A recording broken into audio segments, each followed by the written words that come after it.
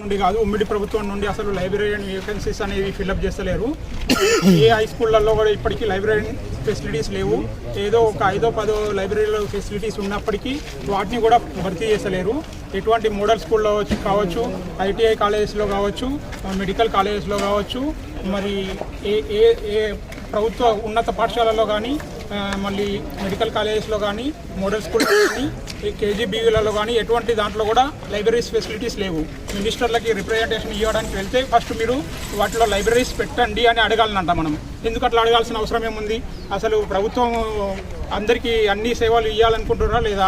నాణ్యమైన విద్య అందిస్తామని అంటున్నారు. లైబ్రరీస్ అనేది యూనివర్సిటీకి కానీ ఎడ్యుకేషన్ సిస్టమ్కి అనేది హార్ట్ లాంటిది. అటువంటి హార్ట్నే పట్టించుకోకుండా మేమేదో దీన్ని ఇంటర్నేషనల్ లెవెల్ స్థాయికి తీసుకెళ్తాము అవన్నీ అంటే అక్కడ నమ్మడానికి ఎవరు లేరు. సో మేము డిమాండ్ చేస్తున్నాం ఏమేంటంటే ప్రతి ఉన్నత పాఠశాలల్లో, ప్రతి ఇంటిగ్రేటెడ్ స్కూళ్ళల్లో